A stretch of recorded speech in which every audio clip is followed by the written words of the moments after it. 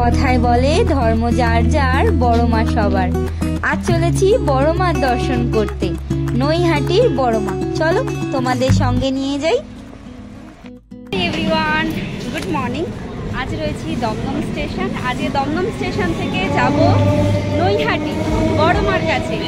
রয়েছে মেয়ে আর আমার বান্ধবী। চলো সঙ্গে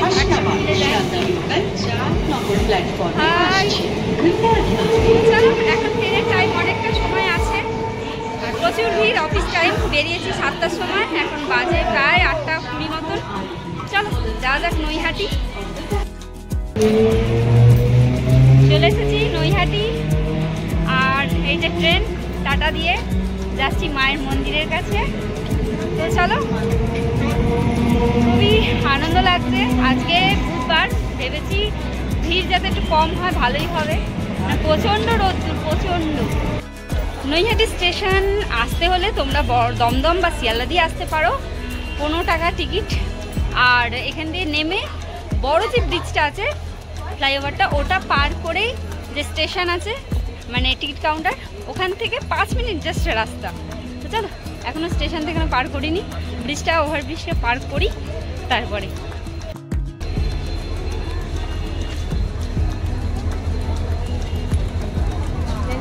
চলো চলো, ট্রেন থেকে নেমেই চলে এসেছি ফ্লাইওভারে। এখান থেকে নেমেই টিকিট কাউন্টারের সামনে দিয়ে একদম 5 মিনিটের রাস্তা। আর আগের বারে কালী পুজো এসে এতটাই ভিড় ছিল, মানে পিঁপড়ে কি একটা, মানে চুল, মানে মাথার চুল ফেলার মানে জায়গা ছিল না, এরকম একটা অবস্থা ছিল, মানে সে বিভৎস অবস্থা। আজকে দেখে বেশ ভালো লাগছে এই ব্রিজটা। চলো যাই মন্দিরে। আজ বুধবার, সকাল এখন 9:30।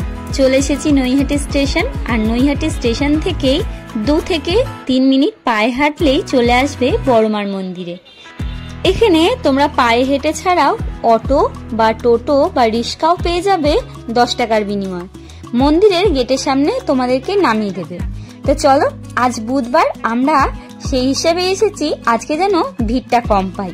দেখা যাক, মায়ের মন্দির বলে কথা, কতটা ভিড় কম পাই। তো তোমাদেরকে নিয়ে যাচ্ছি বড়মার মন্দিরে। আর এখান থেকেই কিনে নেব ডালা। এবং লাইনটা দেখো আর ওদিকে কোথায় গেছে, চিন্তার বিষয়।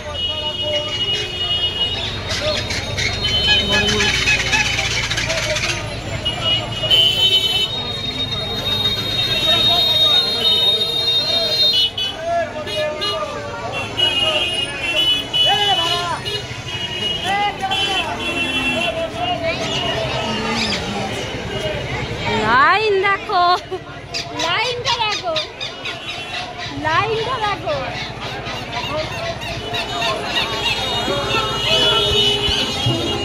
আজ বুধবার উপলক্ষে এসেছিলাম যে ভিড়টা যাতে একটু কম পাই, কিন্তু এখানে এসে জানতে পারি যে আজ বুধবার ভিড়টা প্রচুর।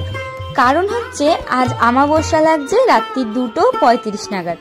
তাই আমাবস্যার যে একটা তিথির একটা জো থাকে, সেই জো অনুযায়ী সবাই পুজো দিতে এসেছে।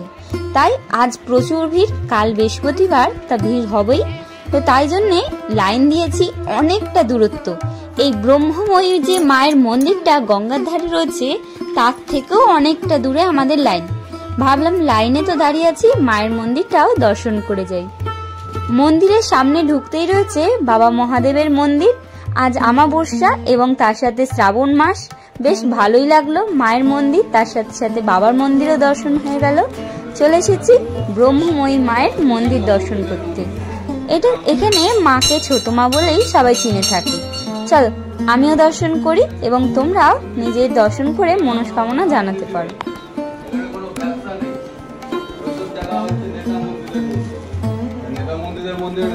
নেতারাই আসবে, মন্দিরাই আসবে,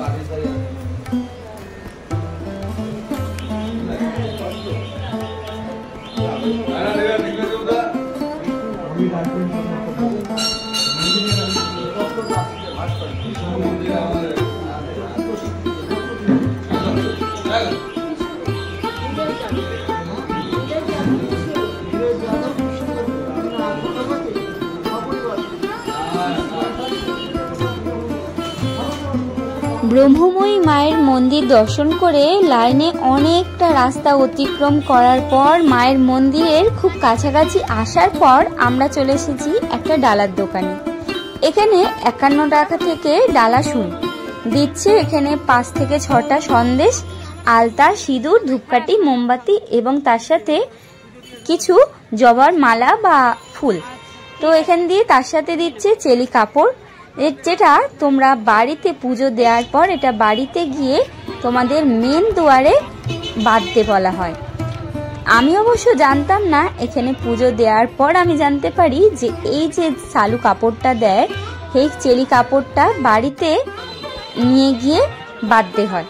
অনেকে দেখছি ওখানে নিজের মানতের জন্য ওখানেই সবাই বাঁধছে, কিন্তু ওখানে একজন বললেন যে কাপড়টা বাড়িতে বাঁধতে হয়। এবং ওখানে লাইনে দাঁড়িয়ে আমরা পরে নিলাম বড় মার নামে তিলক। চলো সবাই মিলে তিলক পরে চলছি বড় মার উদ্দেশ্যে দর্শন করতে। এত রোদ্দুর, তার সাথে সাথে লাইনটাও বেশ খুব তাড়াতাড়ি আগাচ্ছে। অনেকটা লাইন দেওয়ার পর বড় মার গেটের কাছে এসে পৌঁছেছি। বড় মার মন্দিরে 2টো লাইন ছিল, একটা হচ্ছে কুপনের লাইন আর একটা হচ্ছে পুজো দেওয়ার লাইন। কুপন এখানে দেয়া হয় সোম, বুধ এবং শুক্র।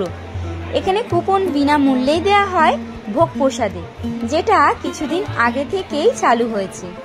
এখানে তোমরা যদি কুপন কাটতে হয় তাহলে এক একজনকে একটা করেই কুপন দেয়া হচ্ছে এবং এখানে টেবিল চেয়ারে বসিয়ে খাওয়ানো হয়। আমাদের অবশ্য কুপন কাটার মতন সময় ছিল না, আর আমরা সকাল সকালই পৌঁছেছিলাম, কিন্তু লাইনটা দেওয়ার জন্যে মায়ের ভোগের কুপন নিতে পারিনি। এতটা রাস্তা রোদ্দুরে দাঁড়ানোর পর মায়ের চৌকাটে যখন পৌঁছালাম, মনেই হলো না এত গরম, এত কষ্ট। শুধু চোখের মধ্যে জলটা ঝাপসা হয়ে যাচ্ছে। আর মায়ের কাছে সত্যি আমি এটাই জানাচ্ছি যে মা, আমি তোমার কাছে এসে সত্যি ধন্য হলাম। তোমরাও বলো তো, মায়ের কাছে এসে কি মনে হয়? মনে হয় না সারাক্ষণ মায়ের দিকে তাকিয়েই থাকি? আমারও ঠিক এরমটাই হয়েছে। আমি প্রায় আধা ঘন্টা মায়ের কাছে দাঁড়ানোর পর চলে এসেছি গঙ্গার ঘাটে। চলে আসলাম নৈহাটির ফেরিঘাট। এখানে মায়ের পুজো দেওয়ার আগে যাদের মানত থাকে তারা এই গঙ্গার ঘাট থেকে চান করে মানদের ডন্ডি কাটতে কাটতে মায়ের মন্দির অবধি পৌঁছায়। এবং এখানে রয়েছে অসংখ্য দোকানপাট এবং তার সাথে নিরামিষ খাবারের দোকান এবং তার সাথে রয়েছে মায়ের ফটোচিত্র। অনেক ধরনের ফটোচিত্র পেয়ে যাবেন। তার সাথে সাথে রয়েছে ব্যাগ, কানের, নানা ধরনের জিনিসপত্র। এখানে ফটোচিত্রের দামও খুব রিজনেবল, যেরকম 20 টাকা, 30 টাকা, 10 টাকা এবং তার সাথে সাথে বড় ছবিগুলো 80 টাকা। আমার খুবই ভালো লাগলো। এবার খুবই কম পয়সা নিয়ে যাওয়া হয়েছিল।